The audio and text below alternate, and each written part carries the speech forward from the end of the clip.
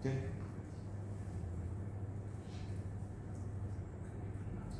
Debat kali ini mengenai pilihan dan konsekuensi. Terlebih lagi jika pilihan-pilihan tersebut tercipta dalam kerangka-kerangka yang ilegal dan konsekuensi memberikan dampak secara masif dan merusak orang lain. Oleh karena itu kami mendukung mosi kali ini. Sebelum masuk ke argumen kami, beberapa klarifikasi penting. Yang pertama, konteks yang kedua tim harus setujui adalah terdapat isu kelangkaan secara ekonomi. Kelangkaan ini tak akan termanifestasi dalam bentuk penyediaan sumber daya atau fasilitas kesehatan yang sangat terbatas. Yang kedua, penjualan dan pembelian organ di luar dari sistem kesehatan nasional adalah tindakan yang ilegal. Jadi pasien-pasien yang akan kita tolak aksesnya ke fasilitas kesehatan adalah orang-orang yang secara sukarela menjual atau membeli atau terlibat dalam transaksi ini dengan sindikat-sindikat di pasar gelap. Di kedua sisi, kami akan secara aktif melakukan kampanye dan sosialisasi terkait keilegalan terkait ini, dan di status quo sudah cukup masif. Contohnya misalkan kampanye anti narkoba. Selanjutnya, secara spesifik, bagaimana kami akan menolak akses dari pasien-pasien yang kami maksud. Jadi contohnya pasien bisa mendapatkan komplikasi kesehatan dalam dua skenario. Contohnya misalkan mereka mendapatkan septicemia atau infeksi karena organ ilegal yang kamu terima tidak kompatibel dengan tubuh kamu. Yang kedua, mungkin kamu butuh treatment dialisis karena kamu telah menjual ginjalmu di pasar gelap.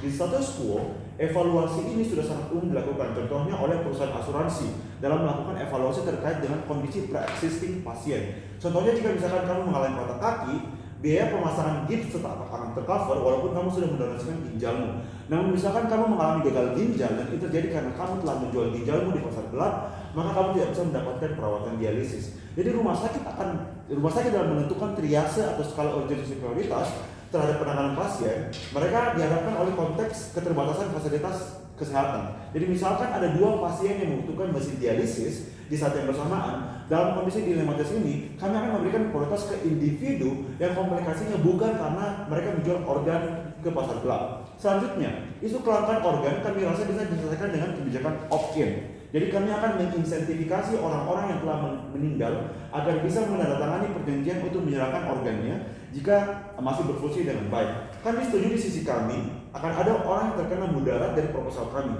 baik untuk yang mendonorkan ataupun menerima organ ilegal ini. Dan kami terima bahwa mudaratnya pada kasus tertentu akan sangat-sangat fatal. Namun kami katakan bahwa mudarat ini harus dibandingkan dengan mudarat yang ditimbulkan ke masyarakat secara umum dan sebuah prinsip pilihan dan konsekuensi yang kami rasa sangat penting di debat kali ini. Sebelum saya masuk ke argumen, ada POI?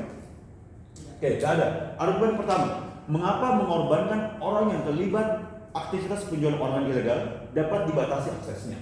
Yang pertama, kami harus pahami bahwa kelangkaan yang dihadapi dalam dunia kesehatan bukan hanya terkait dengan kelangkaan organ, namun juga kelangkaan untuk sumber-sumber daya lainnya. Contohnya di negara berkembang ada isu kelangkaan antibiotik, kelangkaan alat kesehatan, kelangkaan tenaga kesehatan, contohnya dokter, suster dan sebagainya, kelangkaan infrastruktur rumah sakit, ranjang pasien, ventilator, dan masih banyak lagi. Problem di status quo terkait dilema dalam dunia kesehatan ini adalah kondisinya selalu zero sum. Jika kita memberikan akses ke pasien satu, maka kita sama saja menolak akses pasien ke fasilitas yang sama. Artinya, di kondisi manapun, seseorang harus menanggung konsekuensi dari kelangkaan ini. Nah, pertanyaannya adalah, kenapa konsekuensi dalam debat kali ini sangat penting? Yang pertama, kita harus pahami, terlepas apakah itu legal atau ilegal, contohnya kegiatan donor organ, contohnya donor organ, memang merupakan sebuah prosedur yang risikonya sangat tinggi, di mana hal ini bisa berdampak terhadap menurunnya sistem imunmu atau sistem kerja organ-organ vitalmu atau tubuhmu akhirnya membutuhkan lebih banyak asupan obat-obatan dan sebagainya. Kedua, terlebih lagi jika kamu melakukan prosedur ini dalam kerangka yang ilegal, yang dimana kamu tidak melakukannya dalam otorisasi pemerintah atau melakukannya melalui agen-agen yang sudah mendapatkan otorisasi pemerintah, yang dimana risikonya bisa jauh lebih tinggi. Contohnya risikonya kamu terkena septicemia, infeksi karena tubuh melawan karena mendapatkan organ ilegal ini. Yang ketiga, kami setuju bahwa komplikasi kesehatan disebabkan oleh berbagai macam alasan, misalkan gaya hidup yang tidak sehat dan sebagainya. Namun kita harus pahami bahwa gaya hidup yang tidak sehat bukanlah sebuah tindakan yang ilegal. Gaya hidup yang sehat dipengaruhi oleh berbagai macam faktor, sosial, ekonomi, dan budaya. Sedangkan penjualan organ di pasar gelap adalah ilegal. Nilai perbedaannya harus kita pahami di kedua sisi. Yang keempat, kami setuju bahwa ada seseorang yang mungkin melakukan aktivitas ilegal karena himpitan ekonomi. Tapi kami rasa tetap fair untuk sisi kami mengatakan bahwa pemerintah di negara manapun sudah mencoba untuk melakukan prosesi ekonomi paling minimum. Misalkan menyediakan kebutuhan primer seperti makanan, tempat tinggal, dan sebagainya. Dan pemerintah tidak melakukan aktivitas yang secara aktif merusak secara ekonomi. Jadi tiap orang masih memiliki agensi untuk memilih apakah mereka mau melakukan kegiatan yang legal atau ilegal ini. Nah, oleh karena itu 4 alasan ini menunjukkan bahwa mengapa memahami konsekuensi terkait dengan kegiatan ini sangat penting, dan bagaimana keputusan alokasi sumber daya seharusnya menggunakan metrik konsekuensi. Jadi ketika dihadapkan dalam penentuan prioritas, pertanyaan adalah apakah kita harus memilih seseorang yang sudah mengambil keputusan aktif untuk merusak tubuhnya untuk menerima organ ilegal ini? Apakah kita harus memilih seseorang yang sudah berkontribusi terhadap sindikat kriminal untuk mendapatkan keuntungan finansial? Kami rasa ini bukan menjadi tanggung jawab pemerintah dan sistem kesehatan nasional. Karena jika mereka sudah melakukan kegiatan ilegal, artinya mereka sudah secara aktif keluar dari kerangka kesehatan nasional. Pemerintah tidak punya obligasi moral terhadap seseorang yang sudah secara aktif merusak sistem kesehatan nasional dan berkontribusi terhadap kelangkaan, pelanggaran hukum, dan konsekuensi lainnya. Oleh karena itu, jika seseorang harus dikorbankan, maka tentu saja warga negara yang taat hukum dan aturan yang kami harus lindungi dan prioritaskan untuk ditolong, bukan untuk dikorbankan. Argumen kedua, kenapa kegiatan penjualan organ, khususnya apalagi ini ilegal, membawa mudarat ke sistem kesehatan nasional? Ketika proses mereka menjual organ secara ilegal, kamu akan menutup akses orang lain untuk mendapatkan transplantasi organ melalui jalur yang legal. Bagaimana? Yang pertama, kita harus pahami bahwa penjualan organ secara umum merupakan sebuah transaksi yang sangat-sangat jarang. Yang kedua, organ yang diperdagangkan secara ilegal ini biasanya hanya bertahan beberapa jam. Dan biasanya jika tidak terjual atau pembelinya menginginkan organ yang lebih kompatibel, mereka akan membuang organ ini. Mereka tidak akan ke rumah sakit pemerintah dan menjualnya. Ini artinya mereka menutup akses orang lain untuk bisa mengakses organ tersebut. Yang kedua, transaksi organ ilegal ini hanya menguntungkan orang yang memiliki kemewahan finansial. Karena hanya orang yang bisa membayar harga lah yang bisa mendapatkan akses ke kehidupan. Kami rasa ini merupakan secara kerangka, khususnya kerangka moral, sangat salah karena mendiskriminasi orang yang tidak memiliki uang. Di sisi kami, orang yang akan mendapatkan donasi biasanya atau yang bisa mendapatkan akses ke organ ini merupakan orang-orang yang mendonorkan organnya secara postmortem.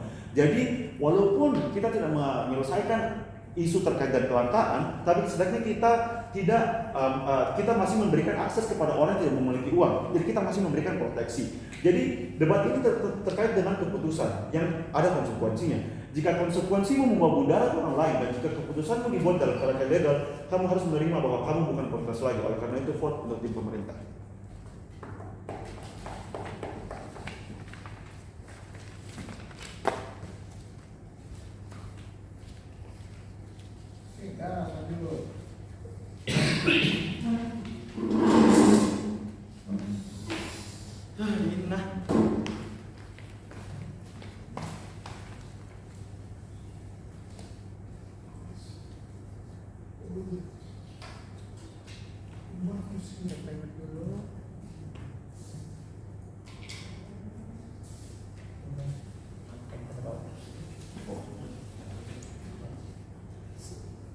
Debat mulai dalam hitungan 3, 2, dan 1. 3 respon untuk pembukaan di pemerintah. 1, soal asuransi. Ini tidak mungkin ada karena mereka yang melakukan transaksi ilegal, menjual organ mereka dan lain-lain itu adalah orang yang pasti sudah terhimpit di dalam kebutuhan ekonomi mereka, sehingga kami rasa bahkan untuk memenuhi kebutuhan dirinya sendiri dan kebutuhan primer mereka itu tidak bisa dilakukan, apalagi mereka harus membayar asuransi. Fokus pada organ tertentu, misalnya yang dibawakan oleh OJI, misalnya ada asuransi di hati mereka dan lain-lain. Kami rasa itu tidak relevan di dalam perdebatan ini. Kedua, kami respon soal prioritas rumah sakit. Rumah sakit, apalagi rumah sakit pemerintah, itu harusnya memprioritaskan orang yang paling kritis. Jadi kami rasa kalau orang yang tidak pernah melakukan transaksi ilegal ini memang lebih kritis, kami rasa tidak apa-apa untuk rumah sakit untuk memprioritaskan mereka. Tetapi kalau orang-orang yang pernah melakukan transaksi ilegal itu lebih kritis, harusnya mereka lah yang diprioritaskan. Saya akan jelaskan kenapa itu diperlukan. Ketiga, bantuan pemerintah yang dikatakan oleh pemerintah itu sama sekali tidak cukup. 1, biasanya hanya diberikan sekali, tapi yang kedua, kalaupun berkali-kali, jumlahnya itu sangat sedikit. Sehingga inilah kenapa orang-orang miskin yang bahkan sudah dapat bantuan itu tetap berada di dalam kemiskinan Dewan Jiran Terhormat dan tidak ada yang berubah dari status mereka.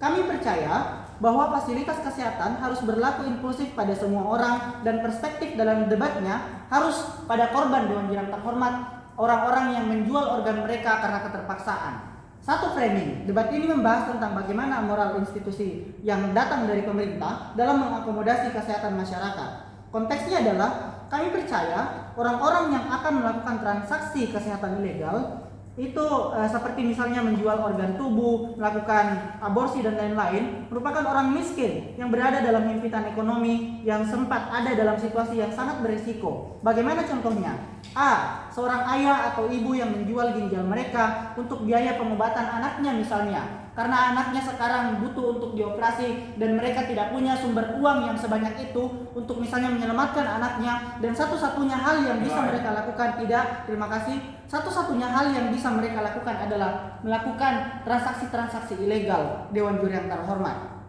Untuk daripada mereka misalnya melakukan pencurian, mereka malah memilih untuk mengorbankan kesehatannya demi anaknya Dewan Juri yang terhormat, dan kami rasa itu harus kita kredit.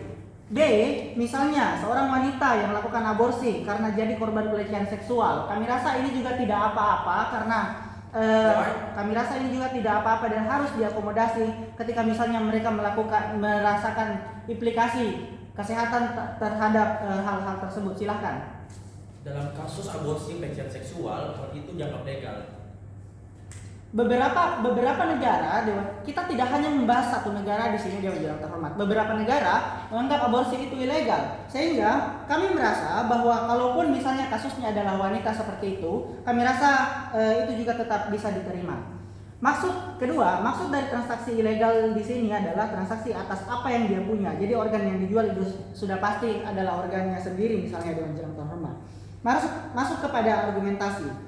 Kenapa rumah sakit pemerintah harus terima orang-orang yang pernah transaksi ilegal? 1. Rumah sakit pemerintah itu adalah rumah sakit yang dibuat untuk kesehatan masyarakat dan untuk mengakomodasi masyarakat secara umum. Jadi rumah sakit ini biasanya memiliki subsidi yang lebih banyak, misalnya BPJS dan lain-lain. Sehingga ini adalah alternatif rumah sakit yang paling aksesibel untuk orang-orang rentan yang saya bahas di awal Dewan Juri yang terhormat. Mereka yang tidak punya kapital untuk mengakses rumah sakit swasta misalnya yang jauh lebih mahal, yang tidak akan pernah bisa mereka capai Dewan Juri yang terhormat, apalagi ketika misalnya mereka merasakan gangguan kesehatan yang parah karena misalnya organnya yang pernah dijual. Kedua, orang yang akses rumah sakit tersebut itu sangat rentan karena dia sudah mengalami banyak kerusakan misalnya gara-gara salah satu organnya dihilangkan atau dijual. Mereka seringkali merasakan komplikasi pada kesehatan mereka, sehingga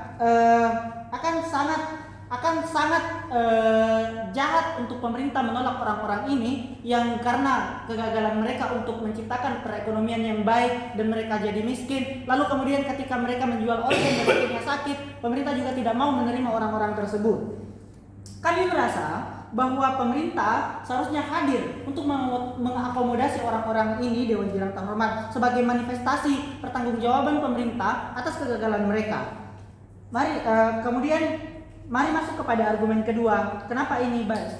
Sebelumnya silakan. Bagaimana sih kamu akan menyelesaikan masalah pasar gelap transaksi organ ilegal ini? Kami merasa bahwa untuk menyelesaikan permasalahan transaksi ilegal seseorang menjual organ dan lain-lain, itu ada mekanisasi hukum Dewan Juri yang terhormat, mekanisasi penegakan hukum di mana mereka dan ini memang sesuai dengan tugas mereka, yakni untuk mencari sindikat-sindikat yang memanfaatkan orang-orang miskin, yang memanfaatkan orang-orang yang ada dalam himpitan untuk menjual organ-organ orang miskin ini kepada mereka. Jadi, rumah sakit tidak punya obligasi moral untuk menyelesaikan permasalahan-permasalahan yang dikhawatirkan oleh OJ. Mari kita masuk kepada substansi argumen saya yang kedua tentang bagaimana secara praktikal ini akan sangat membantu kepada orang-orang yang setelah saya bahas. 1. Dengan keberadaan rumah sakit pemerintah yang menerima mereka sekarang punya aksesibilitas yang sangat tinggi terhadap kesehatan. Karena apa?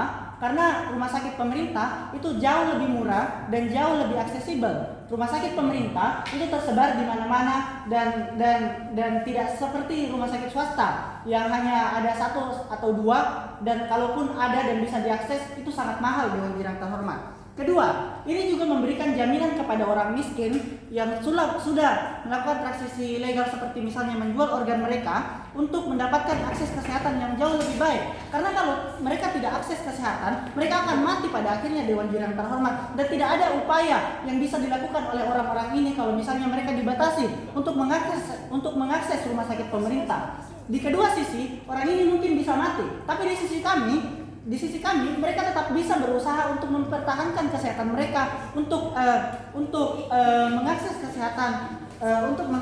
kesehatan, Kesimpulannya, Dewan Jurang terhormat, kami sudah memberitahu kepada Anda bahwa orang-orang yang paling visible untuk melakukan transaksi ini adalah orang yang berada dalam himpitan dan tidak ada alternatif lain untuk mereka untuk melakukan rehabilitasi terhadap diri mereka. Yang kedua, ada obligasi moral dari pemerintah untuk menerima mereka. Untuk semua alasan tersebut, pilih kami.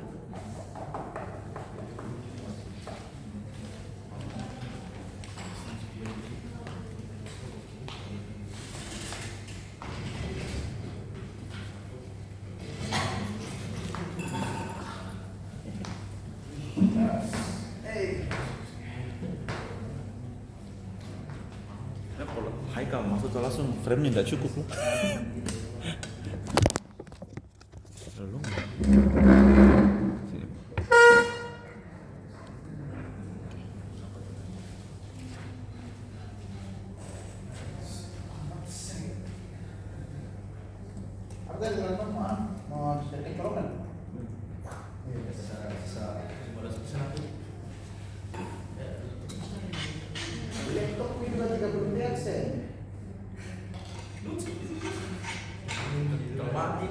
ya laptopku 7%.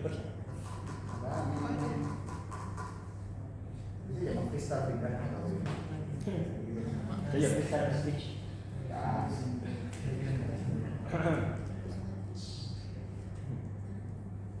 Beberapa poin yang akan diberikan langsung kepada pembuka oposisi karena saya atau kami melihat bahwa mereka sangat tidak kontekstual dalam debat ini. Beberapa poin. 1. Asuransi kesehatan setidak ideal apapun di masyarakat atau di dalam sebuah negara itu adalah tetap tanggung jawab pemerintah untuk menyediakan hal tersebut dengan harga semurah apapun. Argumen soal alternatif belum secara menyeluruh menyebutkan mengapa sebenarnya akses seperti BPJS dan hal-hal jaring pengamat dalam konteks kesehatan secara umum dapat ditingkatkan kualitasnya oleh pemerintah dan dapat diperluas jangkauannya sehingga semua orang dapat mengakses hal kesehatan tersebut. Saya akan menjelaskannya nanti dan tim tersebut sangat tidak kontekstual. Yang kedua, merespon kepada argumen mereka di mana ada triase kesehatan yang di mana orang harus memprioritaskan orang yang berada dalam kondisi kritis, itu hanya berlaku dalam konteks kesehatan yang ideal. Konteks di mana semua organ ada dan organ tersebut tidak mengalami kelangkaan. Di dalam konteks kelangkaan, ada standar moral yang harus dipenuhi oleh sistem kesehatan untuk memastikan siklus perbaikan kesehatan dalam sebuah negara dapat terjaga. Misalnya, apakah kita harus memilih orang yang dengan secara sengaja menghancurkan badannya dengan mengambil organ dari tubuh tersebut dan menjualnya demi keuntungan ekonomi, dengan orang-orang yang mungkin tidak mempunyai pilihan untuk menjalani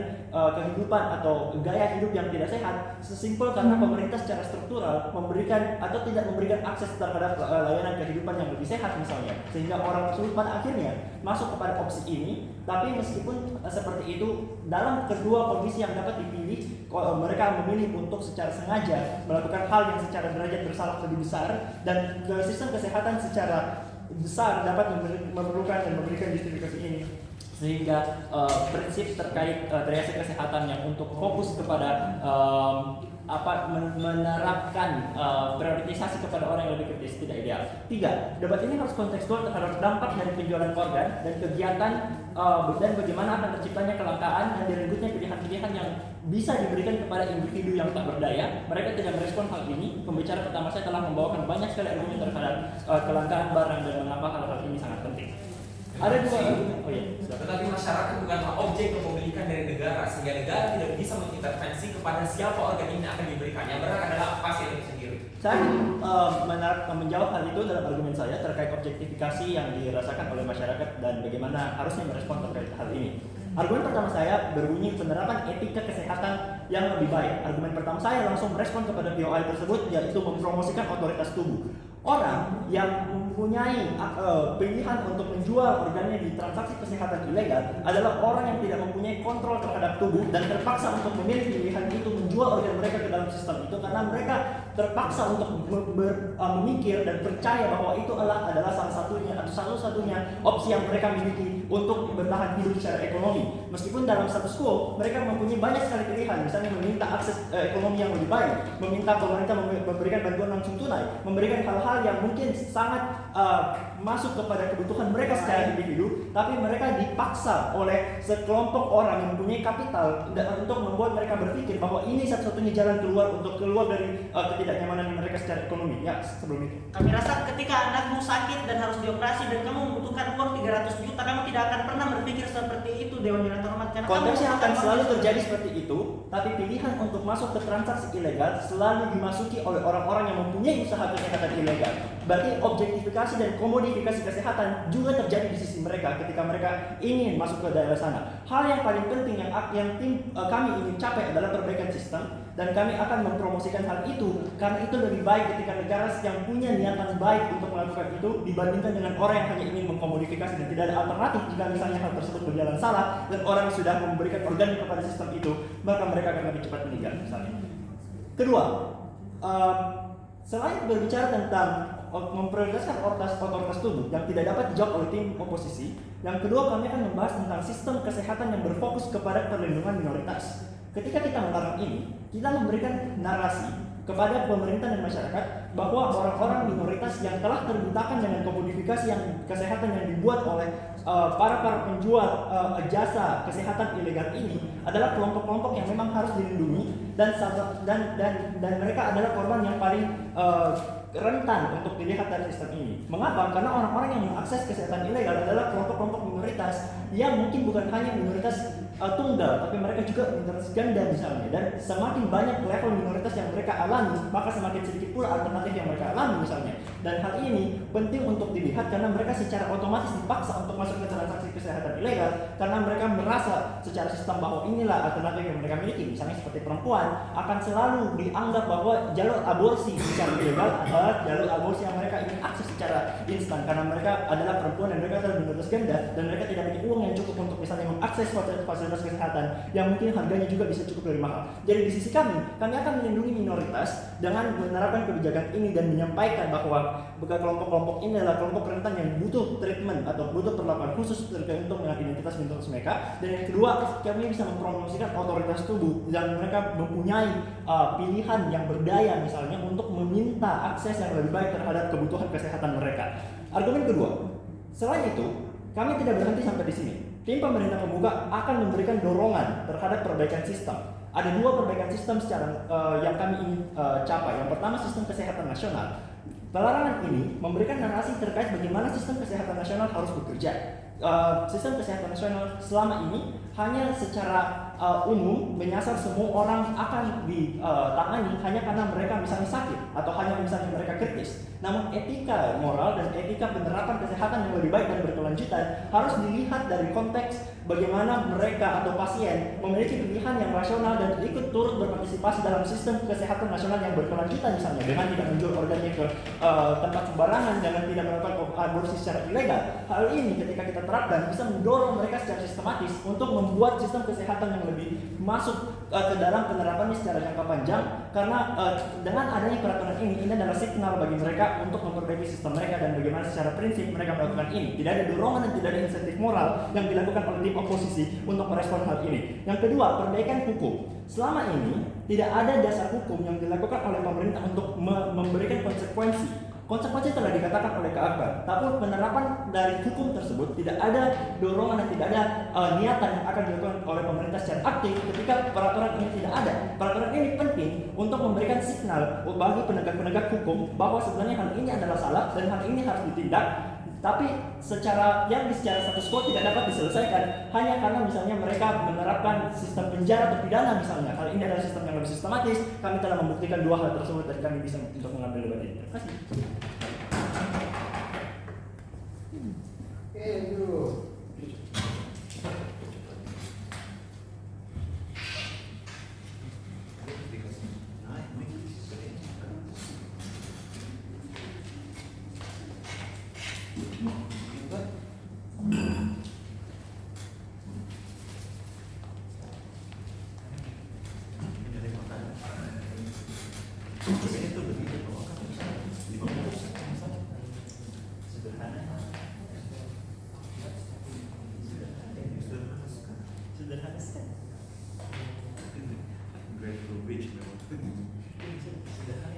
Baik, saya akan mulai pidato dalam 3, 2, 1. Dewan Juri yang terhormat, tim pemerintah terus menyebutkan bagaimana kondisi saat kita berada dalam kelangkaan dan pemerintah harus memilih siapa yang harus ditolong dan mereka memilih untuk orang yang tidak berada dalam himpitan untuk ditolong. Kami tidak mengerti mengapa itu bisa terjadi padahal pemerintah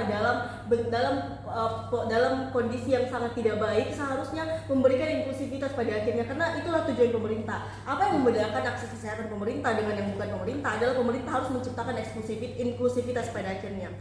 Itu tidak bisa dibeli dari tim pemerintah karena mereka terus menonjolkan bahwa ada yang harus lebih penting ditolong daripada yang lainnya, sedangkan itu tidak sejalan dengan prinsip pemerintahan sejak awal. Lalu lihat bagaimana mereka menyebutkan bahwa untuk mencapai kesehatan ideal kita harus menonjolkan salah satunya, harus memilih salah satunya. Sedangkan itu tidak benar, Dewan Juri yang terhormat. Untuk mencapai pemerintahan yang baik, kamu harus dulu memberikan pengakuan kepada masyarakat, memberikan bentuk apresiasi bahwa kamu semua setara pada akhirnya. Itu harusnya yang menjadi tujuan utama dalam kesehatan nasional. Dewan Juri yang terhormat, mereka terus mengatakan kenapa orang-orang yang telah menjual atau melakukan transaksi ilegal ini harus tetap dipilih. Ya tentu saja karena mereka bisa dipilih saat mereka berada dalam kondisi yang kritis. Kami tidak mengatakan semua pasien lain harus dinomor 2-kan saat ada orang yang telah melalui transaksi ilegal dan mendapatkan dampaknya. Kami mengatakan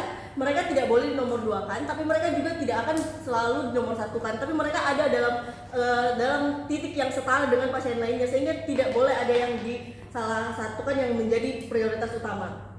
Untuk menjawab argumen bahwa mereka menyebutkan bahwa orang-orang selalu memiliki pilihan. Pertama, lihatlah bagaimana dalam transaksi ilegal mereka memiliki target orang-orang yang rentan, orang-orang yang miskin, orang-orang ini dipaksa.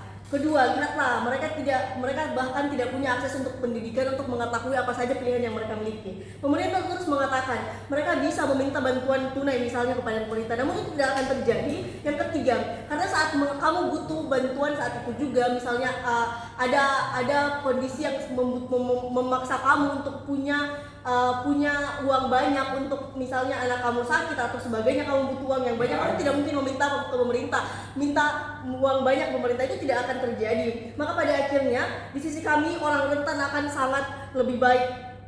Lalu lihatlah bagaimana mereka ingin memperbaiki sistem. Padahal untuk memperbaiki sistem pemerintahan tentu saja kamu harus inklusif, kamu tidak boleh memilih atau menomor 2-kan siapapun.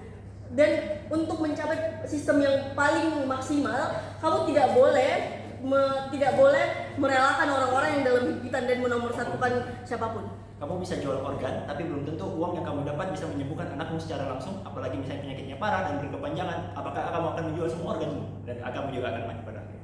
Tapi kondisinya adalah kamu tidak punya pilihan lain, sehingga itulah satu-satunya pilihan. Sehingga orang tidak akan berpikir apakah ini akan menyembuhkan anak saya, tapi inilah satu-satunya upaya yang bisa saya upayakan pada akhirnya. Itulah yang terjadi. Lalu lihatlah apa lagi yang bisa didapatkan di sisi kami. Kami akan lebih mempermudah komunikasi pemerintah. Ini berkaitan dengan sistemnya, karena pada akhirnya orang-orang yang dalam himpitan merasa, oh pemerintah masih bisa melihat saya sebagai orang yang penting. Pada akhirnya mereka akan lebih mudah menyadari bahwa kesalahan dari transaksi ilegal ini adalah hal yang harus saya perhatikan dan saya harus mendengarkan pemerintah, karena pemerintah adalah orang yang baik dan tidak pernah menomor-2-kan saya. Itu hanya akan terjadi di sisi kami.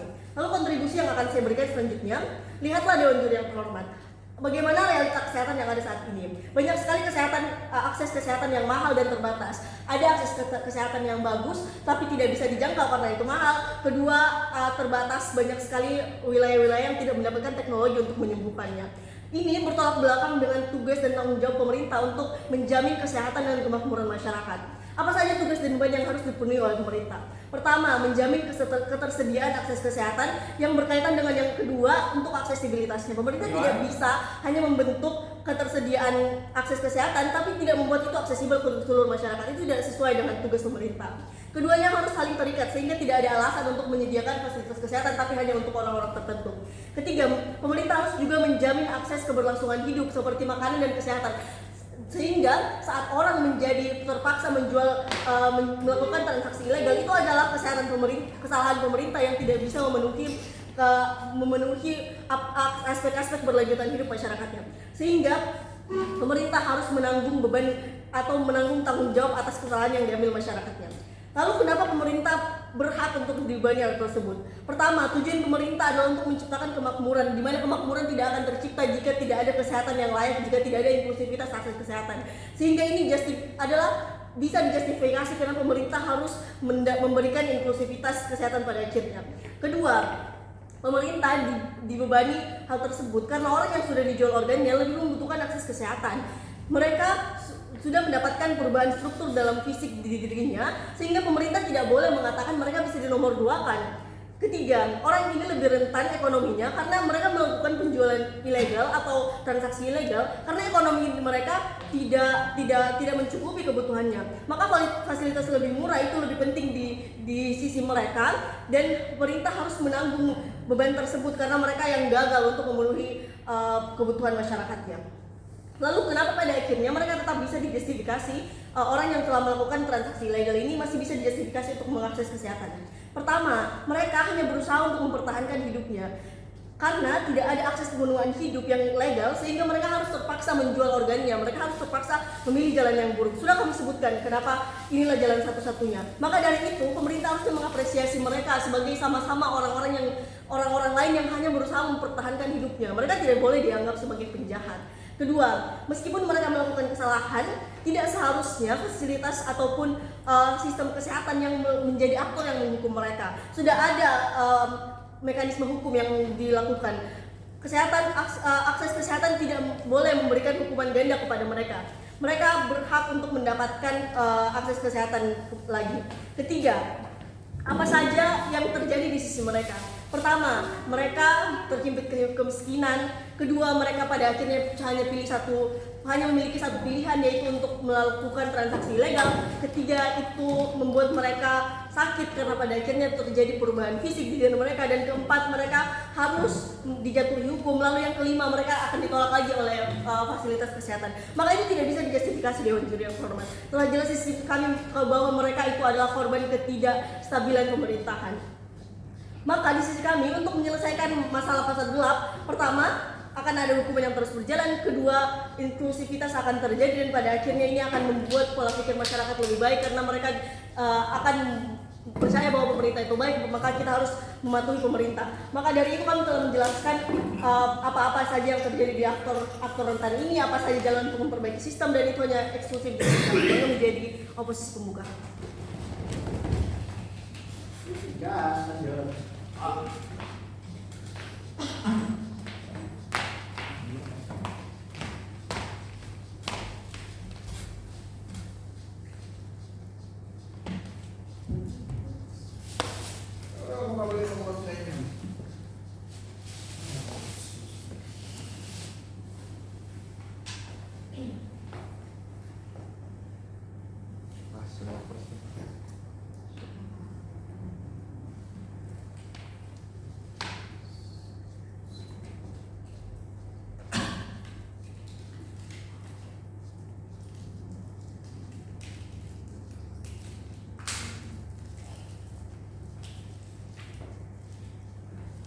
Ya terus saya mulai dengan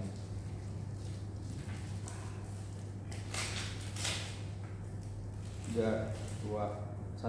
Di status quo banyak alternatif legal yang bisa dilakukan oleh pasien-pasien ini.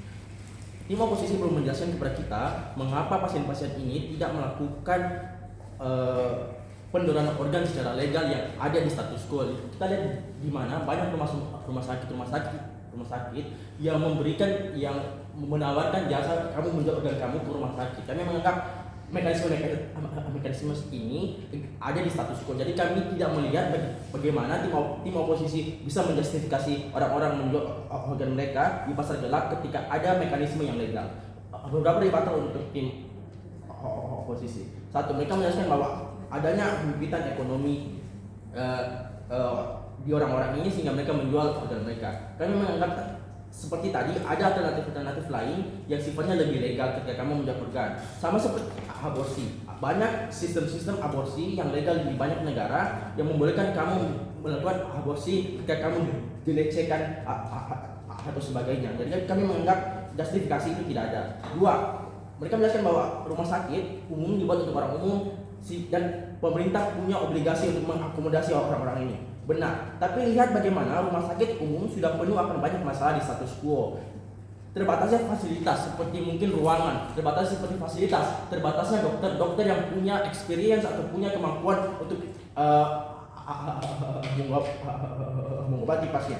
Kami menganggap orang-orang ini malah membuat masalah baru yang membuat rumah sakit milik negara semakin punya banyak masalah. Dampaknya apa? Kami menganggap di sisi oposisi healthcare akan semakin buruk. Mengapa? Lihat bagaimana asuransi swasta akan menaikkan harga preminya jika mereka melihat bahwa bahwa masalah kesehatan yang ada di masa sekarang lebih parah dan lebih buruk karena masalah-masalah yang ada ketika orang menjual organ mereka. Kami menganggap orang-orang ini secara aktif merusak kesehatan bagi orang-orang yang taat kepada hukum. Tiga, mereka menjelaskan bahwa mereka bisa menyelesaikan operasi-operasi ilegal karena ada mekanisasi hukum yang sekarang. Kami menganggap bahwa di tim oposisi ketika tidak adanya konsekuensi yang ada, malah yang ada di tim oposisi adalah promosi kegiatan-kegiatan ilegal. Ketika tidak ada konsekuensi di masyarakat, narasi yang ada bahwa ketika kamu melakukan kegiatan ilegal kamu tidak bisa masuk rumah sakit. Hal ini tidak ada di tim oposisi. Berarti tidak ada narasi yang melarang, yang menghimpit kemampuan orang untuk melakukan kegiatan ilegal. 4, tidak, terima kasih. Mereka menjelaskan bahwa orang-orang ini mungkin mati ketika mereka melakukan kegiatan ilegal dan mereka tidak dapat masuk rumah sakit. Kita menganggap ini baik-baik saja. Mengapa? Karena mereka sudah konsen terhadap kemungkinan mereka mati ketika mereka melakukan operasi ilegal. Orang tidak menjual organnya dan bilang, saya mungkin hidup. Orang-orang tahu ketika mereka menjual organ mereka, menjual hati mereka tahu mungkin mereka dapat sakit dan mungkin mati. Mereka tetap oke saja terhadap hal itu karena mereka menganggap tujuan mereka menjual organ mereka lebih penting dibanding kalau mereka. Ketika mereka mati, oke saja, karena itu yang mereka mau. Jadi itu arguments. 1, kenapa ini secara prinsip salah? Tidak, terima kasih. 1, kami menganggap bahwa adanya normalisasi merusak tubuh. Kami menganggap merusak tubuh kamu secara sengaja dan sengaja yang bukan dampak normalisasi di masyarakat di mana merusak tubuh itu baik-baik saja, tidak sama dengan body autonomy. Kami menganggap apapun yang kamu lakukan di tubuh kamu, tidak, terima kasih, juga berdampak kepada orang lain. Kami menganggap hak untuk melakukan apa saja di tubuhmu sudah hilang ketika apa yang kamu lakukan juga merusak hak orang lain. Kami menganggap ketika kamu melakukan ini di mana orang-orang tidak bisa lagi mengakses rumah sakit karena pasien makin banyak. Kami menganggap kamu sudah hilang hak kamu untuk mengontrol semua tubuh kamu ketika hal itu berdampak juga kepada orang lain. 2, kami menganggap ketika kamu berkontribusi kepada operasi yang ilegal, it is principally okay untuk kamu dibuang dari sistem kesehatan nasional. Karena dari awal kamu tidak punya rasa hormat terhadap peraturan legal yang sudah ada. Kami menganggap bahwa kamu sudah konsen terhadap hal itu karena kamu dari awal sudah tidak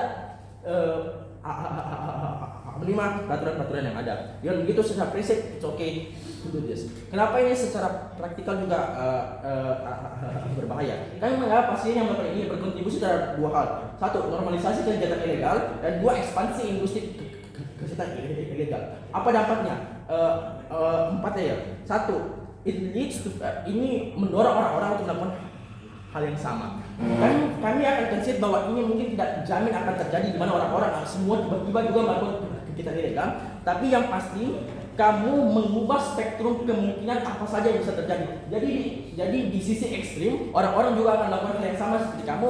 Di sisi yang mungkin lebih sering terjadi, mungkin orang-orang melakukan kegiatan ilegal mungkin yang tidak separah dengan apa yang kamu lakukan. Tapi hal ini tetap parah karena ini meningkatkan kemungkinan hal-hal ekstrim tetap terjadi. Contoh, mungkin orang-orang yang punya masalah keuangan akan consider things yang illegal dibanding hal-hal yang legal terlebih dahulu karena sudah ada normalisasi di masyarakat bahwa orang-orang lain ada kok yang melakukan kegiatan ilegal, mengapa saya harus melakukan yang legal. Kami menganggap ketika kamu melakukan ini, kamu membuat orang-orang lebih mungkin untuk nge-approach mekanisme yang ilegal. 2. Ekspansi industri sindikat jahat. Kami contohnya ketika kamu berkontribusi terhadap industri ini, di mana industri ini punya profit yang lebih tinggi ketika kamu dan kami menganggap bahwa operasi kegiatan ilegal akan lebih bagus karena mereka sudah punya kapital yang lebih banyak dan mereka lebih punya kemampuan untuk nge-advertise operasi ilegal mereka karena mereka sudah punya lebih banyak kapital. Dan bukan hanya nge-advertise seperti penjual organ dan terima kasih. Kamu juga beranggapan bahwa kamu meningkatkan kemampuan sindikat ilegal ini untuk melakukan hal yang lebih parah. Contohnya untuk mungkin mencuri orang, menangkap orang, dan menjual dan mengambil organ mereka. Kami menganggap kontribusi ini bisa terjadi. 3. Kami menganggap adanya normalisasi kegiatan ilegal di area-area yang banyak orang miskin. Kami menganggap bahwa ekspansi industri ilegal di area ini akan ada karena adanya narasi bagi organisasi ini, bahwa orang-orang miskin mau menjual organ mereka, mengapa kami tidak ekspansi saja ke sana? Dengan alasan ini, back to purpose.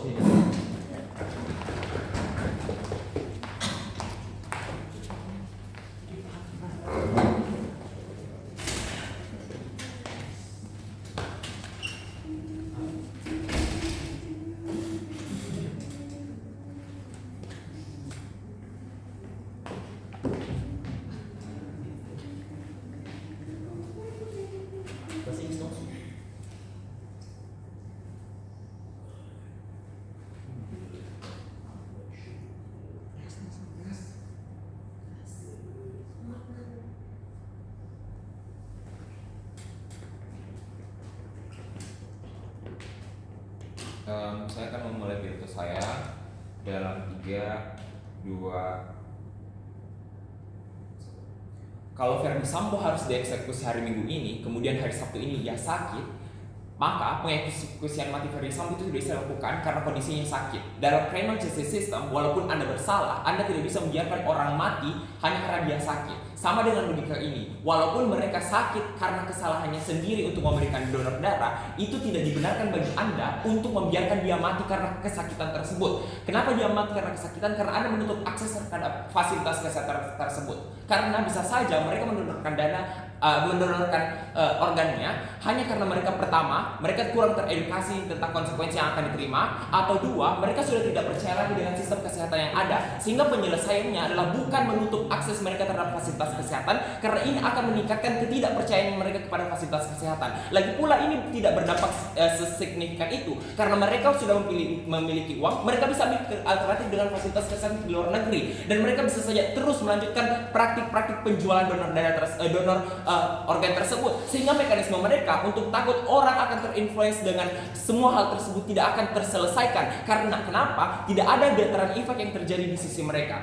Maka apa yang berbeda dengan OO dengan CO, kita tidak se-ekstrim memberikan pembenaran terhadap apa yang dilakukan oleh pasien tersebut. Karena apa yang telah mereka lakukan adalah tetap salah, tetapi kita tidak melakukan pembenaran hal tersebut, sehingga mekanisme kami adalah kita mau proceed mereka terhadap criminal justice system atau sistem penjara atau sistem pidana lainnya, karena kami percaya bahwa logika yang dibawakan dengan argumen pemerintah dengan menutup akses tersebut kepada kesehatan tidak sejalan dengan sistem hukum yang berimplikasi pada image negara dan lain sebagainya akan semakin bermasalah di sisi oposisi. Beberapa respon terhadap apa yang perlu kita perdebatkan dalam hal ini.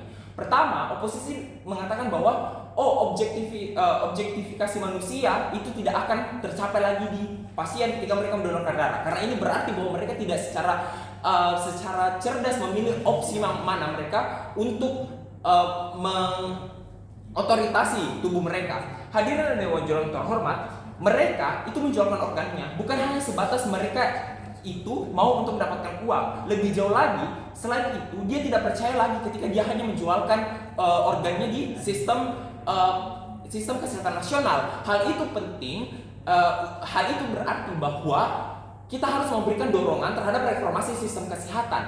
Ini juga akan menjawab ke respon kedua saya bahwa pemerintah mengatakan bahwa ada reformasi kesehatan dengan proposal mereka. Tentunya secara logika itu tidak akan sampai. Mengapa? Karena untuk melakukan reformasi kita harus melakukan tracing terhadap presiden perpetrators itu. Dengan menutup akses itu memutuskan hubungan hukum antara pemerintah dan juga masyarakat, sehingga itu akan sulit bagi Anda untuk melakukan reformasi kesehatan. Ini juga membuktikan bahwa masyarakat akan semakin tidak percaya dengan sistem kesehatan nasional karena Anda secara nyata melakukan omission of obligations sebagai suatu negara yang secara harfiah memiliki tanggung jawab tersebut. Mari masuk ke poin substansi saya.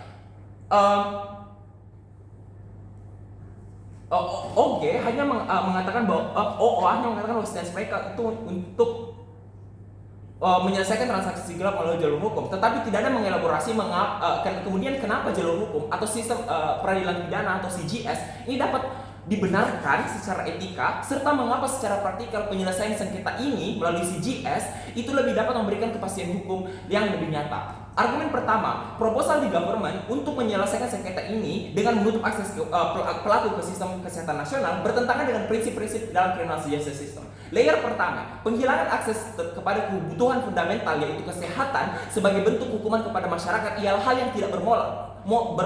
Dalam teori hukum, pemerintah harus menyediakan kesempatan untuk hidup, minim penderitaan, dan menjaga keteraturan dalam masyarakat ketika ia ingin menyelesaikan suatu tindak pidana adalah hal yang patut untuk dipatuhi oleh penegak hukum. Kami mengklaim syarat tersebut tidak dapat dipenuhi oleh pemerintah karena karena orang yang dipidana mati saja ketika ia mau sakit itu tidak boleh dieksekusi. Ini berarti bahwa pembiaran mereka untuk mati dengan organ yang sudah tidak baik lagi, walaupun dengan konsekuensinya sendiri adalah suatu hal yang tidak bermoral karena Anda dengan sengaja menutup akses mereka untuk sadar bahwa apa yang ia lakukan di masa lalu adalah hal yang salah. Mereka tidak mendapat kesempatan lagi untuk hidup lebih baik dan mengakses fasilitas kesehatan adalah kesempatan mereka untuk bisa hidup lebih baik, memberikan kontribusi yang baik bagi masyarakat dan kembali bermasyarakat. Dan itu adalah prinsip pidana yang lebih baik. Mari masuk ke layer kedua. Asas deterrent effect dan separation of perpetrators sebagai konsekuensi hukum jauh lebih baik tidak dapat dipilih di oposisi sebelum itu ya. Argumenmu tidak komparatif karena pemberian akses kesehatan di status quo itu zero sum. Pasti selalu ada korban, ada yang dikorbankan. Kami akan menghubungkan orang yang terlibat kegiatan ilegal sebagai bentuk retribusi yang dimana secara hukum dia diterima. Retribusi dalam retribusi itu tidak diberikan kepada pemerintah. Retribusi diberikan oleh korban yang lainnya, sehingga kami percaya walaupun Anda menutup kesehatan itu tidak memberikan retribusi secara langsung kepada orang yang lain yang terdampak, sehingga kami percaya retribusi itu akan tercapai ketika dia di penjara, ketika dia masuk dalam sistem peradilan pidana. Kenapa? Karena ada separation of perpetrators dan juga ada asas deterrent effect. Ini yang jadi jawabannya. Di layer kedua saya menjelaskan bahwa dalam konsekuensi hukum mekanismenya jauh lebih terjadi di closing of positions karena kita buat pelaku itu tidak memiliki akses langsung kepada masyarakat ketika dalam masa pidana misalnya. Ini berarti bahwa kalaupun uang yang dibeli itu sudah habis dan dia melakukan penjualan organ lagi, tidak ada kemungkinan lagi dia untuk membunuh untuk menjual organ tersebut. Beda dengan government. Kalau misalnya uang sudah habis dan mereka sudah mengatakan bahwa kalaupun saya menjual organ itu tidak bermasalah, kenapa saya tidak habiskan organ itu saja dan jauh lebih chaos pada masyarakat. Ini akan menginternalisasi nilai di publik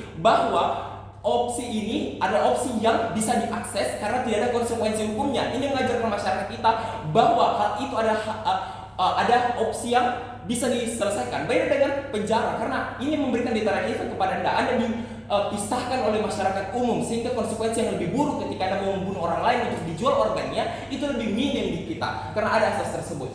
selanjutnya rehabilitasi di government itu tidak ada. Di sisi kami ada dalam proses penjara tersebut ada proses edukasi dalam masyarakat. Ini berarti bahwa kita memberikan kesempatan bagi orang tersebut untuk berubah menjadi lebih baik, siap berkontribusi kepada masyarakat. Ini sudah 6 menit dan lain sebagainya.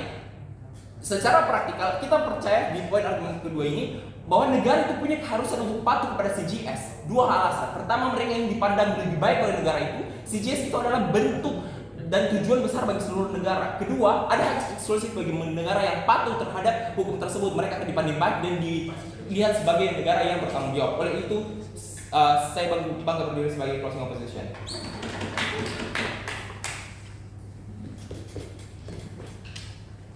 Kalau mau POI ini kok timer juga segini ya? Kalau kok nanti mau offline baru mau POI pas sudah 7 menit orang kan tidak lagi. Nanti nggak buang waktu juga. Makanya timer dilawan juga.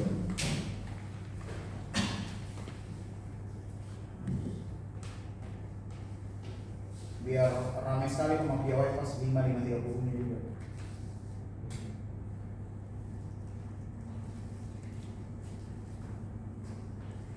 Start the speech in 3, 2, 1. Dalam perdebatan pada kasus ini ketika kamu melakukan suatu aktivitas ilegal seperti penjualan organ yang terbukti terlibat dalam transaksi kesehatan ilegal, kami dari tim pemerintah masih berpendapat bahwa itu adalah masih suatu tindak kejahatan yang masih perlu dihukum, dan kami merasa melarang akses kepada kesehatan tersebut dalam kasus ini masuk akal untuk kami lakukan. Yang pertama, beberapa respon dari tim kami. Tim oposisi membawa banyak pendapat bahwa mereka ingin menjual ke black market untuk uang. Tapi pertanyaan dari kami adalah apa yang menghalangi mereka untuk menjual atau mendonor atau melakukan transaksi ini secara legal di sistem yang ada sekarang ini. Tapi ya apa yang menghalangi mereka? Padahal sekarang sudah ada sistem-sistem yang padahal di status quo bahwa ada sistem yang ada di sistem kesehatan sekarang ini. Bahkan jika mereka mengetahui bahwa itu adalah suatu aktivitas yang ilegal dan mereka dapat mendapatkan hukuman dalam melakukan hal tersebut, apa yang menghalangi mereka? Apa yang malah membawa mereka kepada saya akan menyetujui semua konsekuensi ini ketika dia merasa melakukan legal. Kami bahkan tim oposisi bisa berpendapat bahwa lebih complicated, lebih susah. Kami merasa bahwa konsekuensi bahwa setidaknya mengetahui bahwa hal ini adalah ilegal cukup untuk membawa mereka untuk kepada melakukan hal ini secara legal. Alasan mengapa mereka tidak menjual secara legal karena pertama mereka tidak percaya lagi, kedua mereka tidak bisa yakin apakah dengan menjual tersebut bisa dihargai dengan harga yang wajar karena ini voluntary. Walaupun ada hal demikian bahwa seperti kami rasa bahwa walaupun mereka tidak percaya adapun bahwa hal tersebut adalah legal, cukup untuk mereka bahwa saya tidak ingin melakukan hal tersebut karena hal itu ilegal, bahwa saya harus menelan rasa malu saya untuk tidak percaya ini karena saya tidak mau dipenjara dan segala macam. Kami rasa pada ujungnya adalah konsekuensinya lebih besar daripada konsekuensinya lebih besar sehingga mereka akan lebih coba untuk melakukan ini secara legal. Yang kedua adalah tetap di argumen ini bahwa ya walaupun demikian bahwa mereka juga memiliki konsen atau yang memiliki konsen dari mereka untuk melakukan hal tersebut. Kami rasa bahwa konsen ini adalah salah satu yang penting untuk dilakukan sehingga mereka tidak akan menjual, walaupun mereka menjual ini kepada black market. Kami rasa bahwa konsen ini adalah suatu ide yang penting. Karena kenapa? Karena yang pertama, karena konsen ini berarti mereka ketika konsen untuk menjual ke black market, bahwa mereka sudah konsen kepada konsekuensi dari konsekuensi dari melakukan hal tersebut. Konsen ini berujung kepada beberapa hal. Yang pertama, menolak sistem legal yang sudah ada. Kami rasa menolak sistem legal yang sudah ada ini cukup untuk mereka untuk dihukum dalam versi melarang aksesnya kepada nasional. Tentang melarang aksesnya ke kesehatan nasional, kami rasa mengapa melarang akses kesehatan nasionalnya itu terjustifikasi karena ketika mereka sudah konsen bahwa saya akan menolak sistem legal ini, pemerintah sudah tidak punya kewajiban untuk melindungi seorang pelanggar hukum. Kami sudah tidak punya kewajiban untuk melindungi orang-orang yang melanggar hukum tersebut. Yang kedua adalah tentang membuat sistem yang baru. Kami rasa kami perlu berdiri di stance yang konservatif, di mana ketika kamu menginginkan sistem yang bagus, ketika kamu ingin menolak suatu sindiket black market ini, memaafkan mereka atau memaafkan mereka adalah bukan jawaban yang bagus untuk menolak atau membasmi sebuah kejahatan.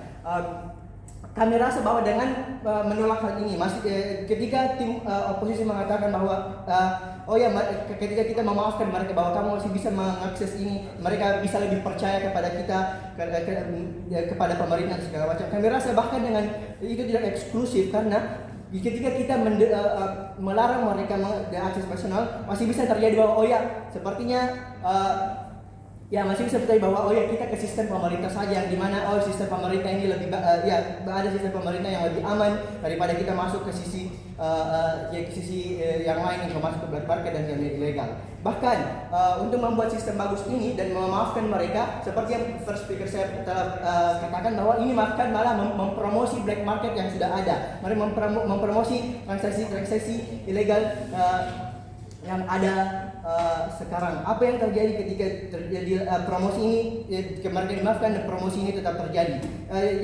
Seperti Nail telah katakan bahwa ada hal-hal ekstrim ini masih bisa terjadi, seperti eksploitasi atau hal-hal yang buruk lain, seperti sesuatu yang ilegal seperti smuggling dan segala macam.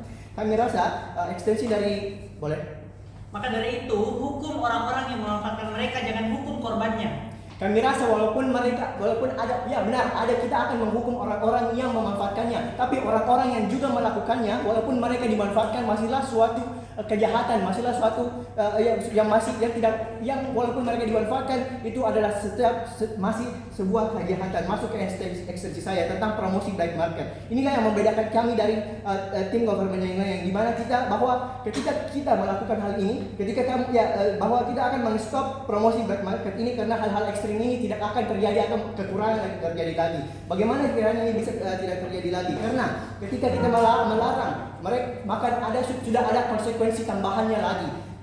Mengetahui konsekuensinya akan lebih tinggi, bahwa black market ini akan turun lagi, atau orang-orang yang melakukannya akan stop karena ada konsekuensi yang bertambah, ada konsekuensinya yang lain. Yang kedua, bahwa eksploitasi yang kita katakan tadi, bahwa hal ini sudah ada orang-orang yang dapat dieksploitasi, sudah mengetahui bahwa akan ada larangan akses ke nasional, mereka tidak akan memiliki insentif untuk tidak melakukan hal-hal yang terjadi di black market ini. Impactnya apa? Akan ada sistem yang lebih bagus di kesehatan kami, karena kenapa? Pertama, akan ada fokus, karena kita akan berfokus kepada sistem kesehatan yang lebih bersertifikasi, yang tidak masuk kepada illegal market yang lagi ini, yang termasuk kepada legal market ini. Pada akhirnya adalah kami dari sisi pemerintah, walaupun mereka yang tidak bisa didenai dari tim OO adalah bagaimanapun caranya mereka untuk menjustifikasi, itulah hal-hal yang termasuk di sisi ilegal, masuk di transaksi ilegal ini, masihlah sesuatu yang ilegal dan masihlah sesuatu tindak kejahatan. Terima kasih. Oke. Ini